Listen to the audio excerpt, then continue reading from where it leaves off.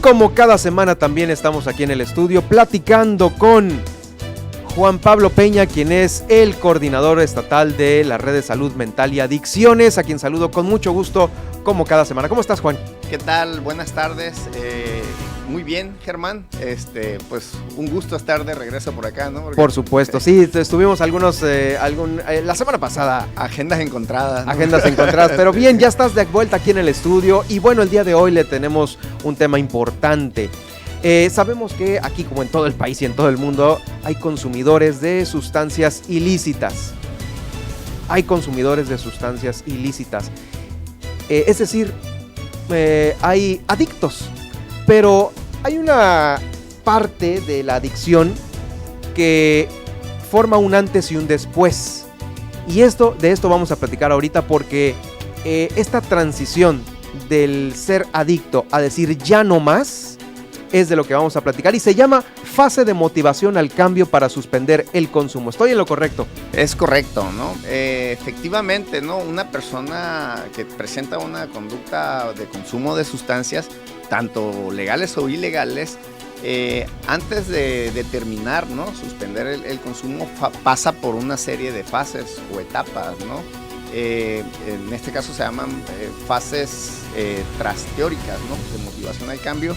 Y esos modelos fueron diseñados por Prochanka y Dick Clement, pues fueron estudiosos, ¿no? en el tema.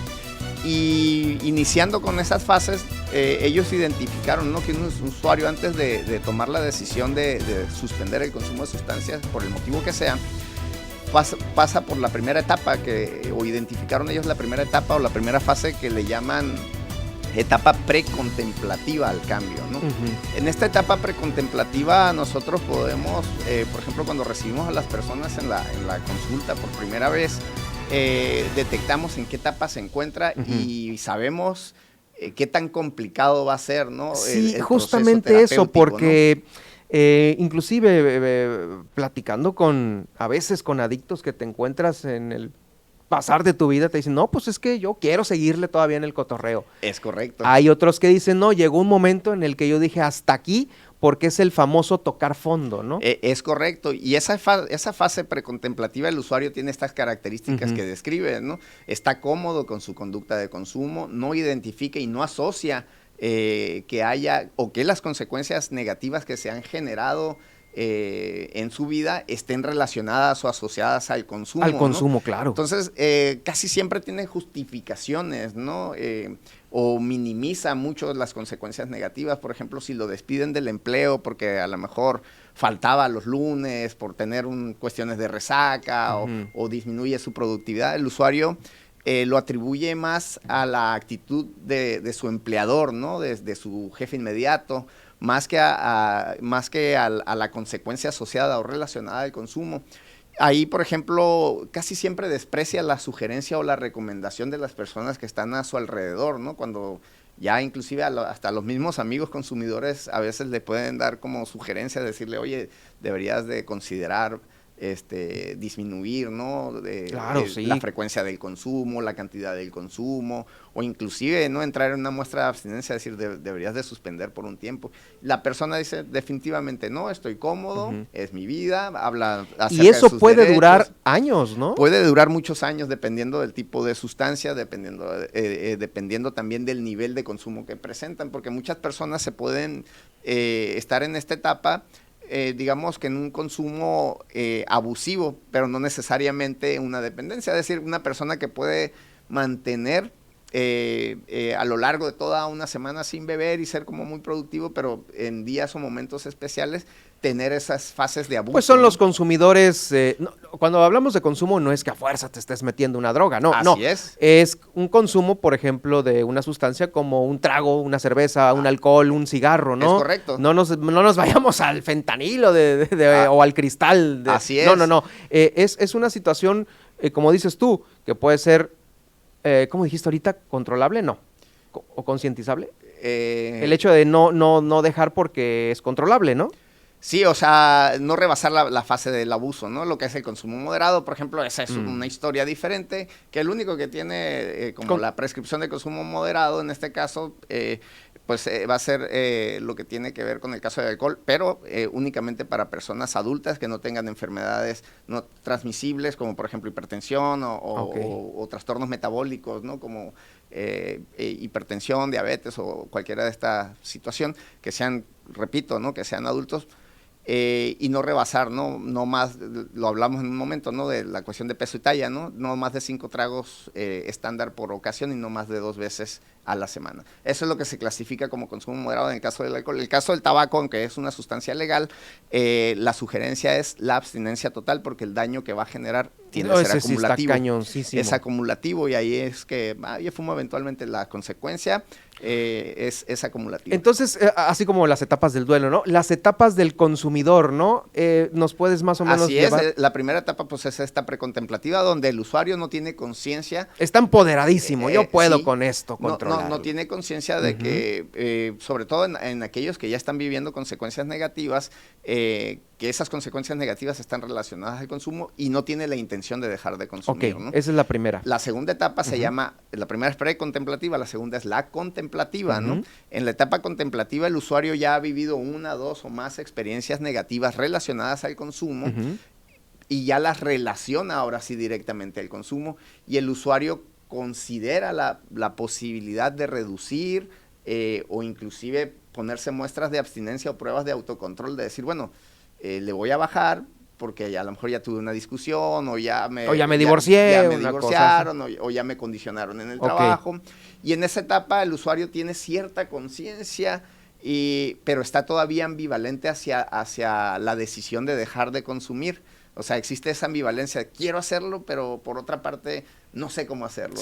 O no me imagino cómo va a ser mi vida una vez que suspenda el consumo, porque a final de cuentas el consumo le genera efectos, ¿no? Y esos efectos son placenteros, pero también tiene, digamos, gratificaciones secundarias en casos de usuarios consuetudinarios y que a lo mejor no tienen un nivel de dependencia severo, como por ejemplo aquellos que lo hacen eventualmente, pero que, digamos, a lo que en el argot popular conocen, por ejemplo, cuando hablamos en el tema de alcohol, personas que tienen mala copa o mala bebida, ¿no?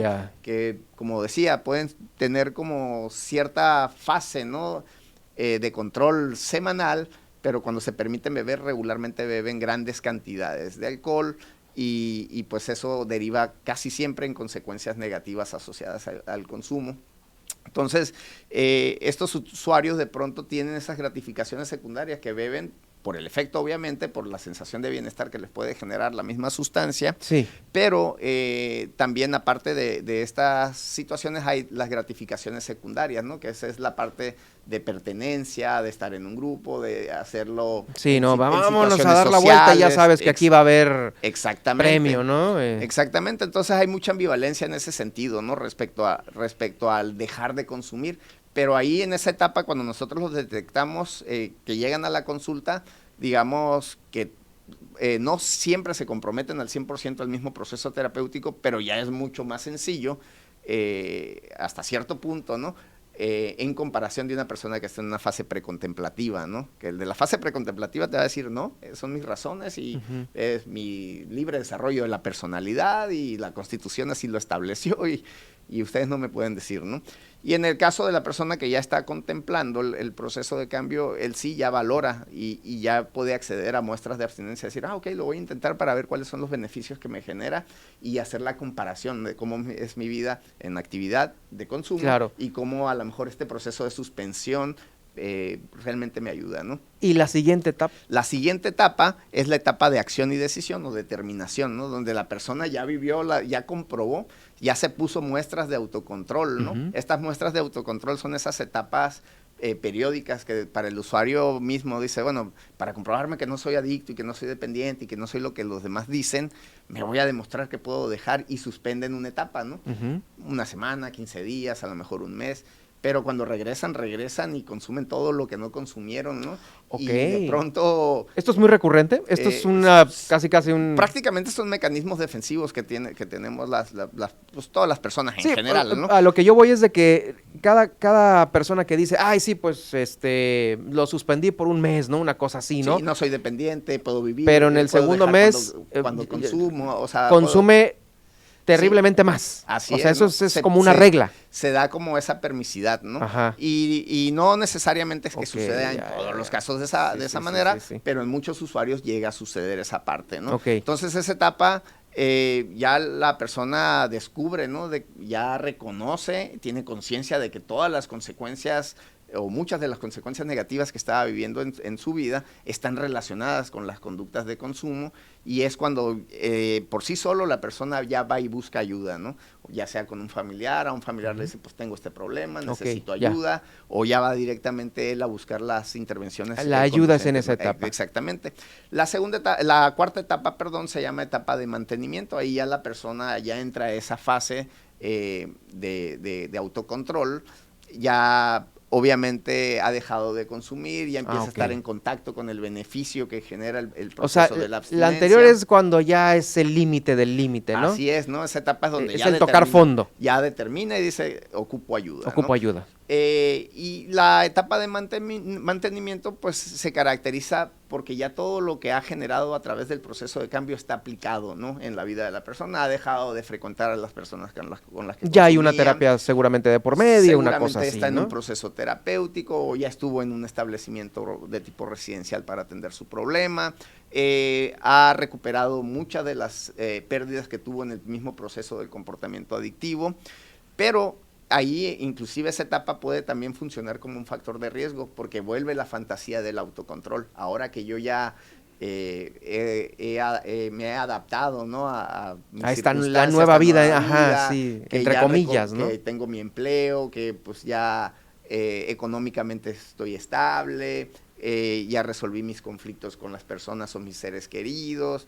A lo mejor puede ser, y bueno, y ya sé que abusar de la sustancia es problemático, pero a lo mejor puede ser que lo pueda llegar a realizar eventualmente, ¿no? Entonces tienen esta fantasía del autocontrol, que es más que una fantasía, porque en el momento que entran en contacto, progresivamente se vuelven a presentar las consecuencias. ¿Qué cosa? Y la quinta etapa, que aunque en un principio se consideraba como parte de un fracaso, ¿no? a los tratamientos, en la actualidad es parte del tratamiento, es la fase que tiene que ver con la recaída, porque al hablar de un trastorno que tiene una característica crónica, la recaída es parte de este trastorno. En la actualidad la recaída se considera parte del tratamiento porque el usuario tiene que hacer un análisis funcional de qué fue lo que llevó a la recaída, y casi siempre son decisiones. Pero ¿es también regla una recaída? No necesariamente, pero el porcentaje de la recaída en los usuarios siempre va a ser muy elevada, sobre todo en las primeras etapas del proceso de cambio. O sea, muy pocos no recaen. Sí, muy pocos. ¿Cuántos? ¿No? O sea, ¿Un 1%, 3% o menos? Sí, ¿no? Por ejemplo, la probabilidad de éxito de un proceso o un programa de tratamiento, cuando se inicia por primera vez, es la probabilidad del éxito es del 20 o el 15%, ¿no? Cuando, digamos, si 10 personas entran en un proceso, pues dos son las que exitosamente logran mantenerse, alcanzar la primera etapa de remisión. Es muy bajo ese porcentaje. Es muy bajo, y no es que tenga que ver con los procesos de atención, sino tiene que ver con las características mismas del comportamiento adictivo y la complejidad de este desde qué es lo que se está metiendo, a dónde se fue a tratar, con quién está relacionándose. Bueno, son un mundo de factores. Sí, son muchos factores de riesgo, ¿no? Lo que al final de cuentas se suman, y bueno, eso es lo que de pronto nosotros evaluamos, ¿no? Cuando las personas llegan a tratamiento, en qué etapa viene, porque eso nos puede dar como una idea del pronóstico que puede tener la persona, ¿no? Ahora, existen pues algunas estrategias también como para que estas fases, como buscar que sean dinámicas, o son dinámicas, porque una persona, por ejemplo, puede estar en una fase, ¿no? De acción y decisión, ¿no? Y digamos, decidió internarse, ¿no? Y está internado, y a lo mejor en el proceso de la terapia grupal se empieza a conocer el discurso de cada uno de los que están ahí, Y muchas veces sucede, ¿no? Que la persona dice, mira, a mí no me ha pasado esto, yo no he vivido esto, yo no soy esto, pues yo no estoy tan mal, ¿no? Y de pronto dicen, no, yo no estoy de aquí. Me voy, ¿no? Entonces regresan a la etapa precontemplativa. Oh, por eso hablamos caramba, de que son etapas dinámicas, qué cosa, y ¿no? hablamos de esa Hay demasiada complejidad, ¿no? seducción en todas las etapas, Sí, ¿no? y no hay que olvidar de que cuando hablamos de comportamiento adictivo hablamos pues de un trastorno hedónico que genera placer a pesar de las consecuencias negativas que son mayores. La consecuencia o el efecto de la sustancia casi siempre va a ser a corto plazo, ¿no? Sí, y va a ser muy efímero, pero es muy poderoso en el sistema nervioso central, lo que genera y todos los cambios neurológicos que llega a generar, ¿no? Entonces esas son las etapas, ¿no? Y es importante mencionarlas para tener también como mayor empatía, ¿no? Con los usuarios, porque el comportamiento adictivo no siempre tiene que ver con la voluntad de querer cambiar, ¿no? O sea, a veces este mismo proceso o estos procesos de cambio se presentan, y las etapas en las que se encuentran, pues nos hace ver, ¿no? A veces por qué las personas dicen, bueno, ¿y por qué no se da cuenta, no? Ajá, sí, no, pues es que apenas estás en la 1. Así es, ¿no? Sí. Es correcto. O en la 2.